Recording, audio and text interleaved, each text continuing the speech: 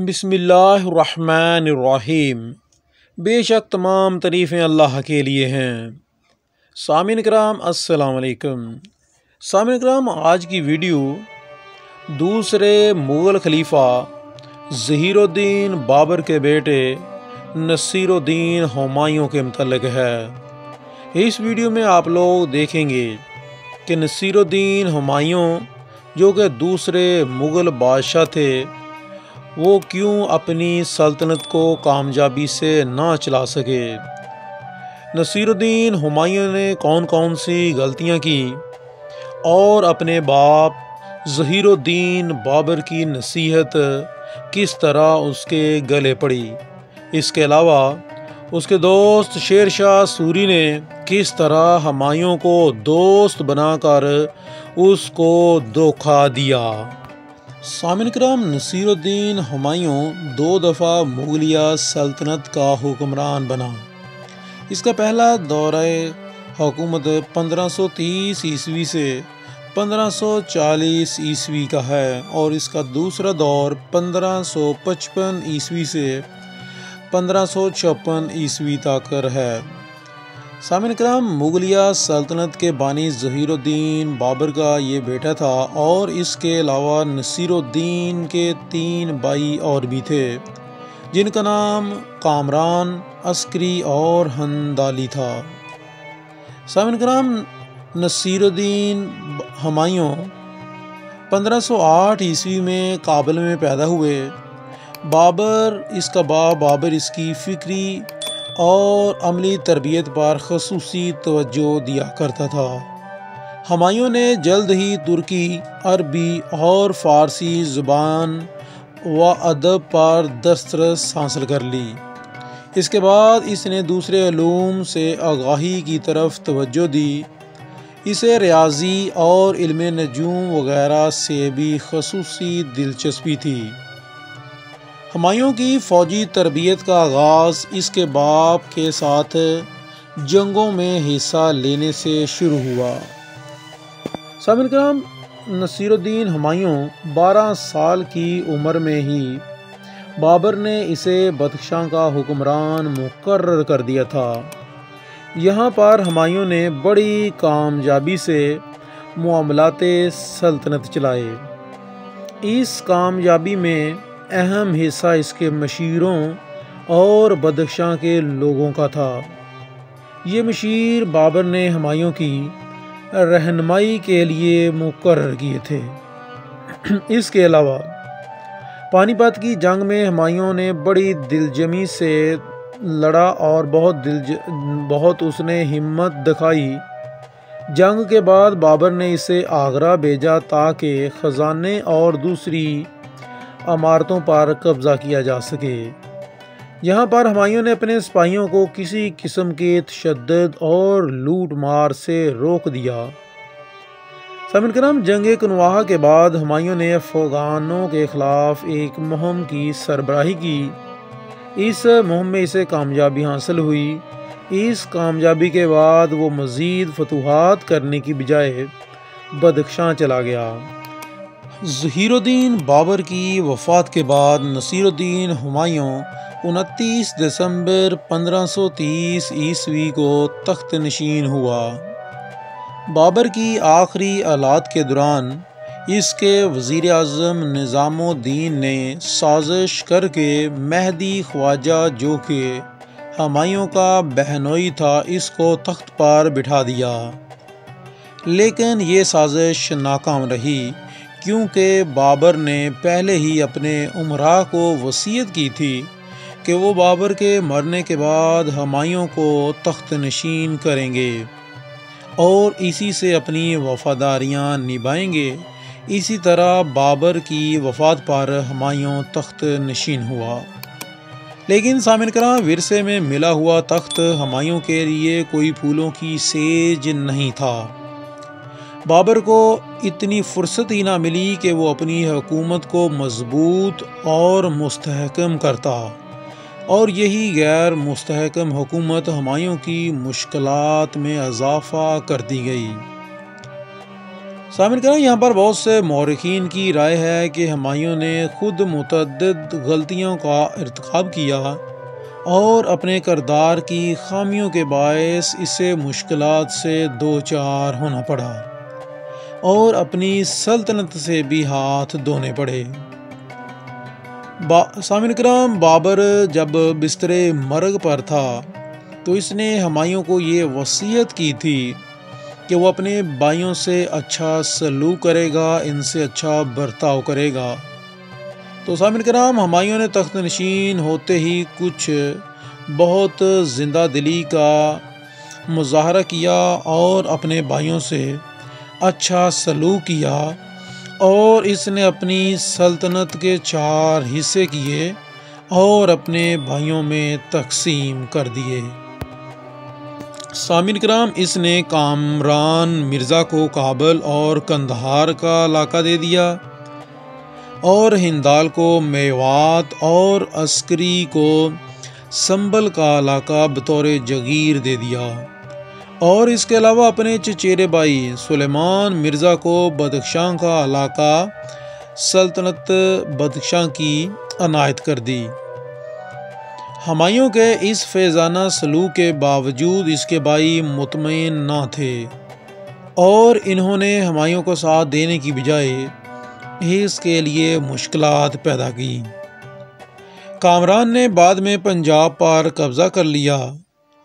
ہمایوں نے اس کے خلاف کوئی کارروائی نہ کی، بلکہ اس نے حصار اور فیروزہ کا علاقہ بھی اس کے حوالے کر دیا، اور یہی ہمایوں کی بہت بڑی ایک سیاسی غلطی تھی کہ اس نے اپنے اہم علاقے اور اپنی فوجی قوت کے حاملہ علاقے کو، اس نے حصار اور فیروزہ کا جو پایا تخت تھا اس کو کابل اور قندھار کے درمیان میں تھا، اور یہاں پر ایک اہم فوجی چوکی تھی، تو یہ علاقے بھی اس کے ہاتھ سے نکل گئے۔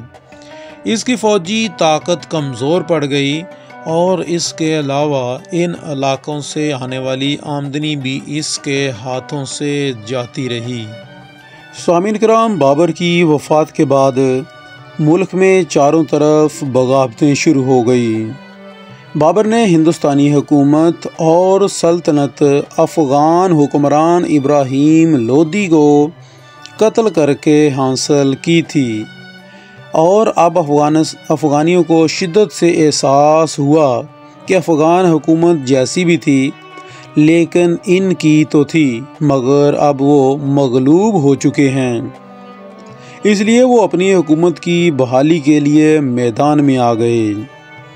انہیں محمود لودھی، بہادر شاہ اور شیر شاہ سوری جیسے سردار مل گئے۔ افغان امراء کو اس بات کا احساس تھا کہ ہندوستان پر ان کا حق ہے اور مغلوں کو وہ ملک سے باہر نکال سکتے ہیں۔ سامعین کرام، جب انہوں نے اپنی کوششیں شروع کی تو محمود لودھی نے سب سے پہلے جون پور پر حملہ کر کے وہاں کے مغل گورنر کو مار بھگایا۔ سامعین کرام، ہمایوں جون پور کی طرف بڑھا اور محمود لودھی کو شکست دی اور اس کو بہار کی طرف بھگا دیا اور جون پور پر قبضہ کر لیا۔ ہمایوں نے اپنی پیش قدمی جاری رکھی اور چنار کا بھی محاصرہ کر لیا۔ اس وقت چنار میں شیر شاہ سوری کی حکومت تھی۔ ہمایوں نے 4 ماہ تک محاصرہ جاری رکھا لیکن وہ قلعے کو فتح نہ کر سکا۔ اس کے بعد شیر شاہ سوری نے ہمایوں کو اپنی اطاعت کا یقین دلایا اور اپنے بیٹے کو 500 سپاہیوں کے ساتھ ہمایوں کے پاس بھیج دیا۔ چنار میں صلح کا فیصلہ ہوا۔ اس طرح ہمایوں نے شیر شاہ سوری کی ابھرتی ہوئی طاقت کو ختم کرنے کی بجائے اس کو اپنی طاقت مضبوط کرنے کا ایک سنہری موقع دے دیا۔ سامعین کرام، شیر شاہ سوری ایک منجھا ہوا سیاستدان اور ایک ہوشیار جنرل تھا۔ اس نے بہار میں اپنی پوزیشن بہتر بنا لی تھی۔ شیر شاہ سوری تمام افغان قبیلوں کو یہ بات سمجھانے کی کوشش کرتا رہا کہ اگر تمام افغان متحد ہو جائیں تو ہمایوں کو برصغیر پاک و ہند سے نکالا جا سکتا ہے۔ اس بات کا افغانیوں پر خاطر خواہ اثر ہوا اور انہوں نے شیر شاہ سوری کا ساتھ دینے کا فیصلہ کر لیا۔ 1531 عیسوی میں شیر شاہ صوبہ بہار کا خود مختار حاکم بن گیا۔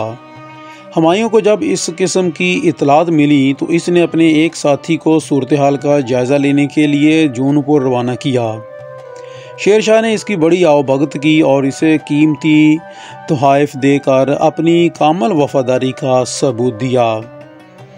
اس نے ہمایوں کو یہ اطلاع پہنچا دی کہ شیر شاہ کی طرف سے کسی قسم کی فکر کرنے کی ضرورت نہیں ہے، وہ بدستور ہمایوں کے تابع فرما ہے، اور ہمایوں اس سے مطمئن ہو گیا۔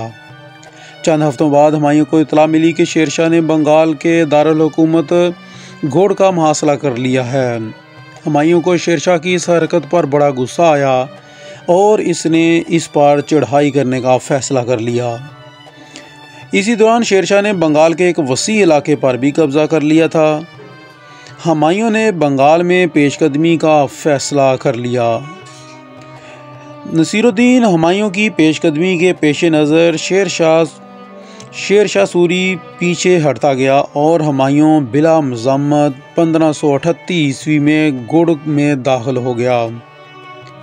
گوڑ کی فتح بظاہر ہمایوں کو بہت بڑا کارنامہ تھی، مگر اس نے گوڑ کی فتح کے بعد 8 ماہ تک وہاں فتح کا جشن منایا اور اسی میں 8 ماہ ضائع کر دیے، اور اسی 8 ماہ میں شیر شاہ سوری اپنی پوزیشن مضبوط کرتا گیا، اور پھر موقع پاتے ہی اس نے آگرہ سے آنے والی سپلائی لائن کاٹ دی۔ ہمایوں کو اپنے دارالحکومت آگرہ سے اس کا رابطہ منقطع ہو گیا۔ ہمایوں نے اپنے بھائی مرزا ہندال کو سپلائی لائن بحال کرنے کے لیے روانہ کیا، مگر مرزا ہندال نے آگرہ پہنچ کر اپنے بادشاہ ہونے کا اعلان کر دیا۔ اس نازک موقع پر ہمایوں نے گوڑ میں اپنا گورنر مقرر کر کے واپسی کا سفر شروع کر دیا۔ شیر شاہ سوری بڑی ہوشیاری سے ہمایوں کو گھیرے میں لینے کی کوشش کر رہا تھا۔ اس نے ہمایوں کو آگے بڑھنے دیا اور ہمایوں کو بلا مزاحمت منگیر پہنچا دیا۔ منگیر کے نواح میں شیر شاہ اپنے لشکر سمیت اس کے انتظار میں تھا۔ ہمایوں کو جب شیر شاہ کی لشکر کی خبر ملی تو ہمایوں کے ساتھیوں نے مشورہ دیا کہ شیر شاہ پر فوراً حملہ کر دیا جائے، مگر ہمایوں نے کہا کہ نہیں، تھوڑا انتظار کیا جائے اور چند ہفتے آرام کیا جائے۔ اسی دوران شیر شاہ نے اپنی فوجی طاقت بڑھا کر میدان جنگ اپنے حق میں کر لیا۔ اب ہمایوں نے گفتگو کے ذریعے شیر شاہ سوری سے صلح کرنا چاہی، مگر وہ ناکام ہو گیا۔ شیر شاہ سوری نے 1529 عیسوی میں 3 اطراف سے حملہ کیا اور ہمایوں کے لشکر پر حملہ کر کے ہمایوں کو بہت نقصان پہنچایا۔ سامعین کرام، ہمایوں کا لشکر اس حملے کی تاب نہ لا سکا۔ یہ لڑائی چوسا کے مقام پر ہوئی۔ ہمایوں کی فوج کے 8000 کے قریب سپاہی مارے گئے اور اس سے کہیں زیادہ دریائے گنگا میں ڈوب گئے۔ ہمایوں نے گرفتاری سے بچنے کے لیے گھوڑا دریا میں ڈال دیا۔ ہمایوں دریا میں گھوڑے سے گر کر ڈوبنے لگا۔ جب وہ ڈوبنے لگا تو وہاں پر ایک نظام نامی ایک شخص نے اسے بچا لیا۔ ہمایوں نہایت ہی خستہ حالت میں آگرہ پہنچا۔ ہمایوں کے اہل خانہ شیر شاہ سوری کے قبضے میں آ گئے، لیکن شیر شاہ سوری نے ان کے اہل خانہ کو نہایت ہی احترام سے ہمایوں کے پاس بھجوا دیا۔ سامعین کرام، چوسا کی جنگ میں فتح کے بعد شیر شاہ سوری کا وقار بلند ہو گیا اور وہ چوسا سے سیدھا گڑ آیا، اور وہاں پر اس نے آتے ہی اپنی بادشاہت کا اعلان کر دیا اور اپنی خود مختار ریاست قائم کر لی۔ سامعین کرام، آج کی ویڈیو کا یہاں پر اختتام کرتے ہیں۔ ویڈیو اچھی لگی ہو تو لائک کیجیے گا اور ہو سکے تو ہمارے چینل کو سبسکرائب بھی کیجیے گا۔ ملیں گے اپنی کل کی ویڈیو میں کہ اس کے بعد اپنے اقتدار کی بحالی کے لیے ہمایوں نے کیا کیا اور اس کے بعد کس طرح اس کی دوبارہ حکومت قائم ہوئی۔ تب تک کے لیے اجازت چاہتا ہوں، دعاؤں میں یاد رکھیے گا۔ اللہ نگہبان۔